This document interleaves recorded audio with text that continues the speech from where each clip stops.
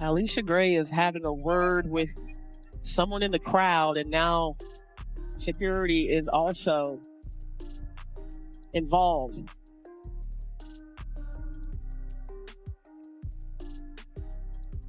Looks like that fan is being...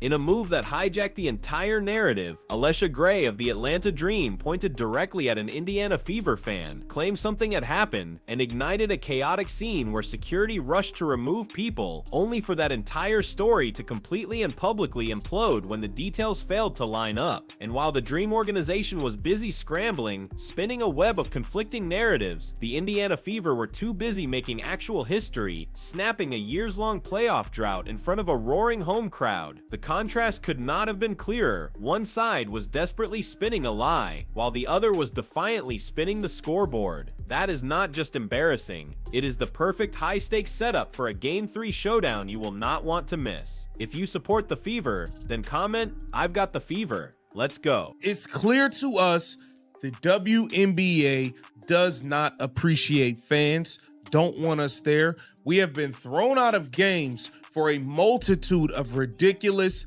things.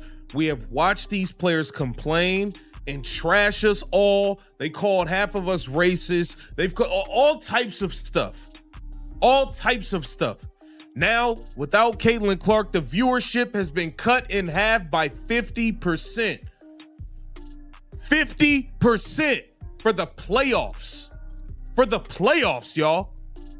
And they still are getting fans thrown out of games. So, what exactly did Alicia Gray claim she heard from the crowd that night, and why did it detonate into such a public relations disaster? That is the part that people still cannot quite figure out, because almost immediately after she made her accusatory gesture toward the Indiana section, the official story splintered into several different contradictory directions. On live television, with the whole nation watching, you saw her turn, point, and signal to security. A few fans stood up, visibly confused, as staff escorted them out while the broadcast cameras hastily cut away. In that tense, ambiguous moment, it certainly seemed like something significant had just happened. An accusation this bold made in the middle of a do-or-die playoff game was a calculated play by Atlanta to set a tone. The intended message was clear: their star had been disrespected, their team had been wronged, and the focus now needed to shift away from the scoreboard and directly onto the stands. She got a fan kicked out last night against the Indiana Fever, only for the fan to speak their piece to the security. Security found out, oh, you didn't say anything at all, actually. Yeah, come back to your seat. Let me just wipe that seat off for you. Here, please, have a seat, ma'am. Alicia Gray played like absolute you-know-what last night and decided to take it out on a fan.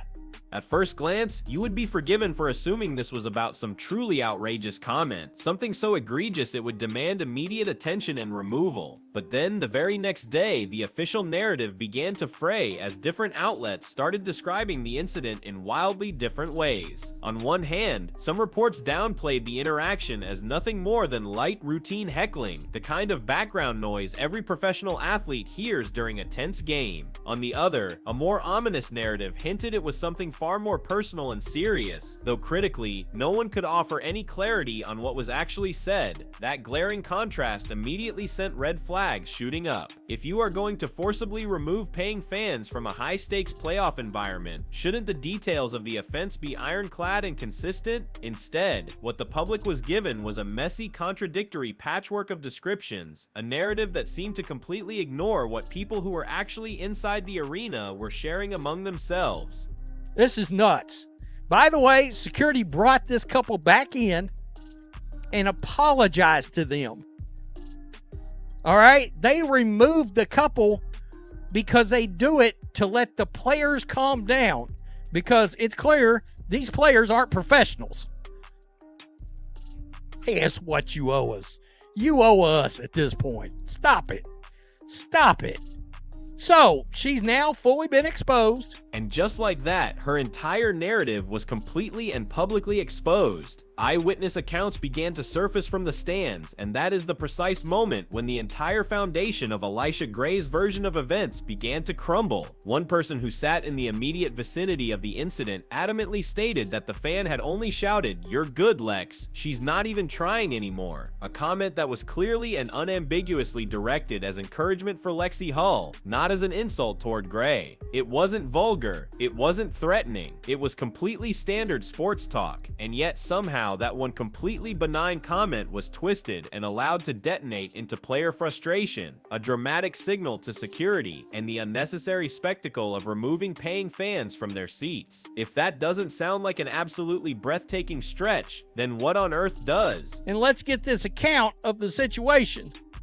The guy in the black hat yelled to Lexi, who was running to guard Gray, and said, quote, "You're good, Lex. She's not even trying anymore." Gray lost her shit and said some very nasty words to the guy and the people next to him. Because he said she's not even trying anymore. She can't handle that kind of heckling. Are you kidding me? Quit sports today. And this is the exact point where the entire carefully constructed narrative completely lost all of its steam. Those fans who were so dramatically removed from their seats, they didn't stay gone for long. Multiple reports confirmed that they were allowed back to their seats later in the very same game, a fact that speaks absolute volumes about how truly minor the alleged offense actually was. Let's be very clear, if something legitimately serious had been said, security does not politely ask you to take a quick timeout before letting you waltz right back to your prime playoff seating. By the end of the night, the optics of the situation had become absolutely undeniable. This looked less like a legitimate issue of bad fan behavior, and far more like a player who simply could not handle basic run-of-the-mill home court heckling in the middle of a blowout loss. The guy did not say anything out of line whatsoever. They were let back in shortly after. When asked what happened, he said that they said it was protocol to remove the fan to allow the player to calm down. I mean, all these players ought to be playing in bozo outfits. Gray had had a bad night, and there is no excuse for the things she said or the way she acted. On social media, the backlash grew instantly and exponentially. Clips of the bizarre ejection circled the internet. The phrases that Elisha Gray had apparently claimed were said were quickly and thoroughly picked apart, and the post-game chatter overwhelmingly revealed how little sense the entire situation made. Fans immediately began to point out the glaring inconsistencies. Commentators openly called the incident confusing. By Monday morning, the entire thing was being widely labeled for exactly what it appeared to be, a weak, transparent narrative designed to shift the blame and attention away from the Atlanta Dream's own poor performance. When you take a step back and look at the whole episode, it becomes clear that it completely backfired on Atlanta. The lie, as fans had now started to brand it, simply did not stick. People were far more interested in the incredible gritty resilience of the Indiana Fever than they were in Elisha Gray's clumsy attempt to redirect their attention. Instead of generating sympathy, the incident only served to make the Dream look rattled, while in stark contrast, Indiana just looked tougher and more focused in every conceivable sense of the word. And that provides the perfect pivot, because while Elisha Gray was busy pointing at the fans, the Indiana Fever were busy pointing at the scoreboard, and the story it told was truly historic. Elisha Gray getting this fan kicked out, and of course, the internet went ablaze. Oh my God, those Indiana Fever fans! Bah, bah, bah, bah, bah, bah, bah, bah. Of course, after the fake hoax of early this year with Angel Reese, Angel Smollett, some people are calling her. The fake race hoax, people were saying, oh my gosh, those Indiana Fever fans. What could they have possibly said? And the rumor mill starts going, and the rumor mill starts going, and the rumor mill starts going. With a full 5 players relegated to street clothes on the sideline, how did the Indiana Fever possibly manage to look sharper, hungrier, and more fundamentally connected than the fully healthy Atlanta Dream? That is the part of this story that shocked a lot of people. Caitlin Clark had just been officially ruled out for the remainder of the season. Sophie Cunningham was unavailable. Sydney Colson and Chloe Bibby were also sidelined. And Ari McDonald couldn't go either. That is not just a few players, that is a massive, irreplaceable chunk of your rotation, completely wiped out, headlined by the very player who single-handedly brought national attention and completely transformed ticket sales for the entire league. For most teams finding themselves in that dire position, especially in a must-win playoff game, the mood would have been completely and understandably deflated. For the Indiana Fever, it was the exact opposite. WNBA players, you guys are not ready for the big lights. You're not ready for the big lights. You're not ready. I could look you in your eyes and see you're not ready. Y'all can't handle people showing up to games. Y'all can't handle people actually being an interested, invested fan. Just take a second to fully absorb the immense pressure of that moment. Game 1 had already slipped away in Atlanta, which meant that Game 2 at Gainbridge was no longer just another game. It was do or die. Add to that the monumental weight of the fact that this was the very first home playoff game the Fever had hosted since 2016. The last time they'd even seen the postseason on this court, the legendary Tamika Catchings was still suiting up, and in a strange twist of fate, Stephanie White was the one drawing up the plays. So you go from nearly a decade of postseason absence, you finally get a playoff game back in your own building, and then you lose your superstar. The tension should have been suffocating, but the reaction from Indiana's roster showed something completely different than what we saw in Game 1. If there's anything I know, there's nothing like playoff basketball in Gainbridge Fieldhouse.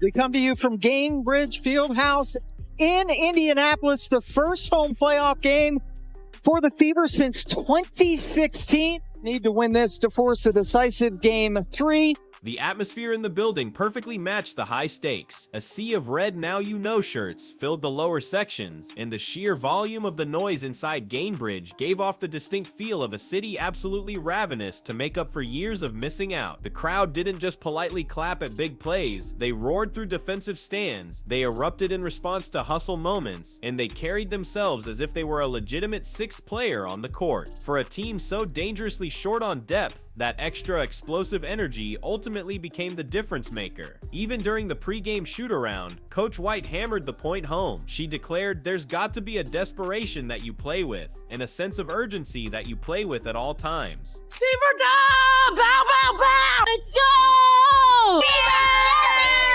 Go, Fever! Let's go, Fever! Fever in 3!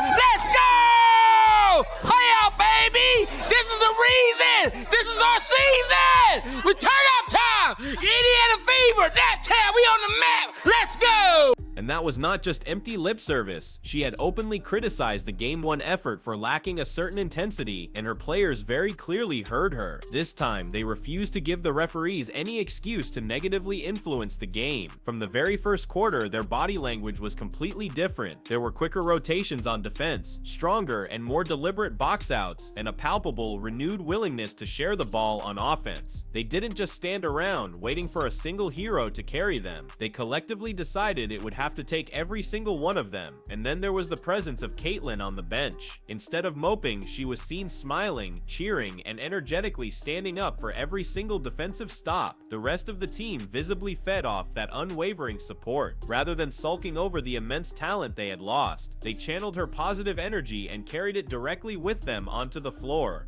There's got to be a desperation that you play with and a sense of urgency that you play with at all times. There's a certain desperation that has to come with how you play every possession. I didn't feel like in Game 1 we played with that desperate, mentality that we needed. Particularly when you look at 50-50 balls, when you look at how many times, we didn't get inside the three-point line for a defensive rebound and the ball hit the floor and they were able to get it. There's got to be a desperation that you play with and a sense of urgency that you play with at all times. We didn't have that consistently for 40 minutes in Game 1. I expect us to have it here tonight. You could feel the raw energy surging off the bench, epitomized by Aerial Powers flexing after a huge play.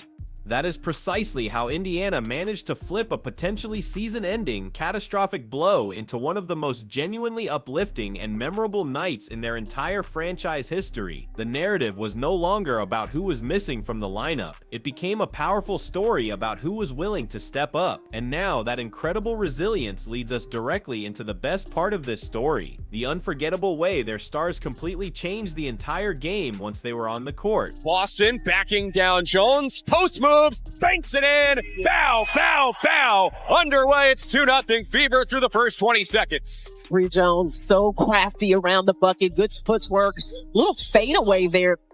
First bucket for Kelsey Mitchell, who's having a spectacular season.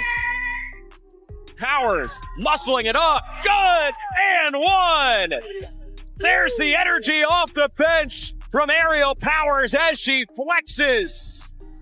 The exact definitive moment the Indiana Fever slammed the door shut on the Atlanta Dream came late in the third quarter, and if you happen to miss it, you might almost think it was just a normal back-and-forth run of play. But it was so much more. It started with Aaliyah Boston going to work inside, masterfully muscling her way to a crucial post score that served as a powerful reminder to everyone that she possesses both the footwork and the raw strength to completely control a possession on her own terms. Before Atlanta could even begin to reset their defense, Shea Petty expertly jumped a passing lane, ripping away a steal that completely flipped the energy inside the entire building. And then, just seconds later, with the clock ticking down, Lexi Hull launched a deep three-pointer right at the buzzer. The shot dropped, and the crowd absolutely exploded. And in that single, electrifying instant, the entire tone of the game had shifted completely. Atlanta is very reactive on defense right now. They are not dictating the way that we saw them in game one, and credit the Fever for their level of aggressiveness. Mitchell whips a pass, left block, Turner, extra, Taj puts it in! Mitchell from the logo, pulls. Top of the arc three. Got it! What had been, up to that point, a tense, back-and-forth affair suddenly and violently tilted in one direction, and Atlanta never recovered. Until that sequence, the Dream had been hanging around. The margin had been hovering in the single digits, and Indiana, despite their immense effort, still looked vulnerable. All Atlanta needed was one small sustained run to pull right back within striking distance. But that electrifying sequence completely crushed that hope, instantly giving the Fever all of the momentum and injecting the home crowd with a massive surge of adrenaline that bled directly into the fourth quarter. It is one of those pivotal stretches of a game that you circle afterward, not just because of the points that were scored, but because of the raw, untamable energy it completely unleashed. From that moment on, Indiana did not let up. Kelsey Mitchell poured in a crucial 19 points, knocking down 4 massive three-pointers that punished every single defensive gamble Atlanta tried to make. When the Dream sagged off to try and stop the paint, Mitchell made them pay from the outside, and when they pressed up on her, her lightning-quick first step burned them off the dribble. Inside, Boston going to work, scores off the backboard. 8 seconds left in the third. Fever by a dozen. Now a steal in the backcourt. Mitchell in the corner, guarded by Gray. 4 seconds to go. Boston to Hull, left wing, fires a three. Good! Hull hits with 0.3 to go in the third. Woo! Atlanta inbounds. That's it for the period. And the Fever are fired up. 59-44 with 10 minutes to play. And as the perfect inside complement, Aaliyah Boston's steady and efficient 15 points and 5 rebounds provided a critical balance on both ends of the floor. Her performance wasn't flashy, but it was relentlessly reliable, and it seemed that every single time Indiana needed a bucket to maintain control of the game, she delivered. Natasha Howard, meanwhile, may not have grabbed the headlines, but her two-way impact was undeniably obvious to anyone watching closely. With 12 points registered in the box score and countless shots altered on the defensive end, Howard was the essential glue that held it all together. And then there was Lexi Hull, who did so much more than just hit that now iconic buzzer beater. She brought a ferocious energy and played lockdown defense on Alicia Gray, all while diving for loose balls and spacing the floor in ways that consistently forced Atlanta to adjust. And they have allowed her in their half-court sets so far to just take open drive to the rim. There's the three. And fans didn't appreciate how good Kelsey Mitchell is, and they're certainly getting an eyeful this year. Here she goes. She's guarded by Petty.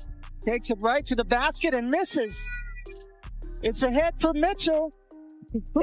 And you absolutely cannot overlook the contribution of rookie Maya Taylor. She delivered 9 absolutely crucial points in very limited minutes, displaying a level of composure that was well beyond her years. It was exactly the kind of unexpected game-altering lift that you so rarely get from a first-year player, especially in the intense high-pressure atmosphere of the playoffs. Stephanie White wants to see her go downhill, be more aggressive offensively. This is a great matchup. Boston against Jones. Just a fun matchup between two big posts with size, with good anything.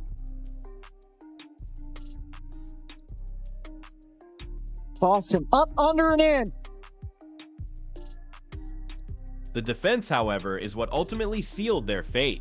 Atlanta, a team accustomed to scoring at a much higher clip, was held to just 60 total points. They shot a dismal sub 38% from the field and finished a miserable 5 for 19 from behind the arc. Indiana simply turned the screws down, possession by grinding possession, aggressively contesting shots, finishing defensive plays with strong box outs, and limiting the potent Dream offense to only 10 total free throws for the entire game. Every single role player bought into the defensive plan. Aerial Powers used her size and strength to slow down Atlanta's wings, and Brianna Turner fought in the trenches to close off interior looks. It was the absolute definition of a total team effort. No one was relaxing, and no one was looking for shortcuts. Boston summed it up perfectly afterward, pointing to those critical hustle moments as the ultimate difference, while Mitchell highlighted the raw, crackling electricity that surged from the crowd after that game-changing third-quarter run. Their words perfectly matched what everyone saw on the floor, a completely unified group responding to immense adversity with an even greater toughness. Both teams around that 40% mark. They didn't hit that in game one, and that's a good way to go for Natasha Howard. Gray goes down. That is good patience by Howard. Mitchell bounce pass, Natasha Howard, and it rolls in. Howard has had great activity tonight. By the time the final horn sounded, the scoreboard told the entire unvarnished truth, 77-60, a decisive statement that Indiana wasn't just surviving their injuries, they were actively thriving in spite of them. Now the question becomes whether this exact same delicate balance of intensity and execution can travel with them into Atlanta for the deciding Game 3, where the fate of their entire season now rests on just 40 minutes of basketball. The Fever just showed the entire league that they can in fact win without Caitlin Clark, but the real question is whether they can do it again when the entire environment flips against them. Game 3 in Atlanta isn't just another playoff game, it is a battle for survival. One team gets to move forward to face either Las Vegas or Seattle. The other gets sent home to wonder how it all got away so fast. Oh, got a size advantage on Jordan Canada, so she can use her length, even though Jordan Canada has the advantage in quickness. Terrific cut by Hull and a good find. Good shot there by Pow Pow. You never think it's the youngest player on the team that gets you settled in on offense. But they're not getting the stops you asked about. And don't overlook rookie Michaela Timpson. 9 crucial points in limited minutes, composure beyond her years, and exactly the kind of lift you rarely get from a first-year player in a playoff atmosphere. Petty dishes, middle of the paint, Timpson pivoting, Timpson around the defender, shot, good, and one! And this one was worth the wait. Final score, Fever 77, Dream 60. And we will talk to you on Thursday night in Atlanta. For the Indiana Fever, the challenge now tightens into a vice grip. Atlanta is coming off one of their absolute worst offensive showings of the entire year. A pathetic 60-point outing on 37.9% shooting, capped off by a miserable 5 for 19 performance from three-point range. You can bet your last dollar they are going to walk into their own arena with the singular focus of completely erasing that embarrassing memory. Desperation is the natural, predictable response after a blowout loss. And when you add in a home crowd that will be itching to help them forget Game 2, Indiana has to be prepared to face a far more aggressive and likely far more effective look from the Dream. So how does the Fever handle that impending storm? They have to bring back that same suffocating, relentless defense. The assignment is crystal clear. Limit Ryan Howard and Alicia Gray in the exact same way they did in the previous game. Together, those two dynamic scorers were held to just 19 combined points, a far cry from their dominant output in Game 1. Without those crucial buckets, Atlanta struggled mightily to keep pace, and Indiana never let them back into the game. Replicating that exact defensive effort isn't just an option, it is a matter of pure survival. Great job! That was a masterclass on the defensive end of the game. Hell yeah, ladies, hell yeah. It really was. It really was. I mean, I'm so proud of you. Stepped up to the challenge, back against the wall, and our back is against the wall every fucking game. But y'all, look, I'm proud of you. We ain't finished though, right? We ain't finished. KK, way to be ready. Yeah! The second half, your aggressiveness, it was a difference maker. What it opens up with the gravity that you create is huge for us. You gotta stay aggressive. Hell yeah,